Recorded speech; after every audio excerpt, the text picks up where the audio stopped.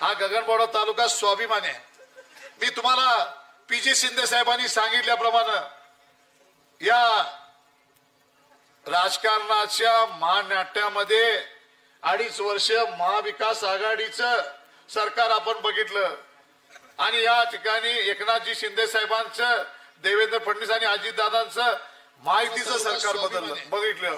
मी तुम्हाला सांगतो या 2.25 वर्षाचा कालखंड हा फार मोठा नसतो।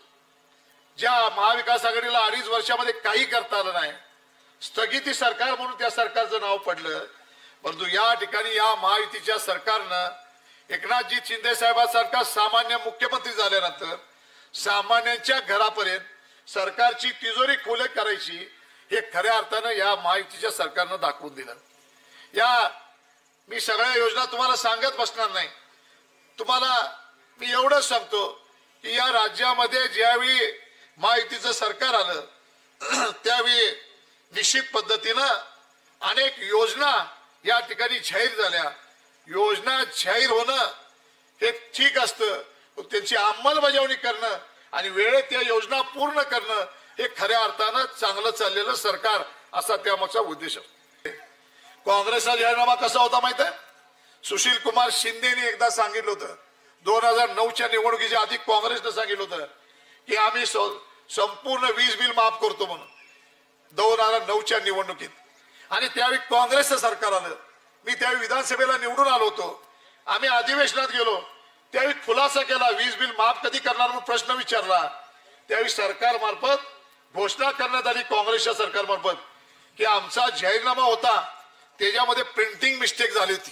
काय प्रिंटिंग मिस्टेक म्हणजे जाहीरनाम्यामध्ये थोडीशी आमची चुकीचं छापलं गेलं होतं। आता असा खोटारडा जाहीरनामा या ठिकाणी महायुतीचा नाही आहे। मी आपल्याला निश्चित सांगतो की या काँग्रेस आणि राष्ट्रवादीच्या या देशाला आपल्याला काय दिलं, या राज्याला काय दिलं? फक्त आणि फक्त गरीबाला गरीब आणि श्रीमंताला श्रीमंत करायचं काम या ठिकाणी या महाविकास आघाडीच्या नेत्यांनी केलं। आता मला सांगा, या धामणी प्रकल्पामध्ये मी 8 वर्ष प्रामाणिकपणे या पटला केला। मी फक्त शुभारंभाला त्या दिवशी गळभरणी दिवशी आलो नव्हतो, त्याचं कारण एक होतं पीजी साहेब, तो प्रकल्प राधानगरीमध्ये होता आणि माझं एक कारण असं होतं, त्या कारणामुळे मी तिथं गेलो नाही। मला काही लोकांनी हिनवायचा प्रयत्न केला की चंद्रकांत नरकेंना मुख्यमंत्री ओळखतच नाही तर बोलिलच नाही, त्यांची मला कीव कराशी वाटते। मला वाटते माझ्या विरोधी उमेदवारांना एवढं कळायला पाहिजे, मुख्यमंत्री मला ओळखत नाहीत किंवा मला बोलवलं नाही असं कधी होईल का?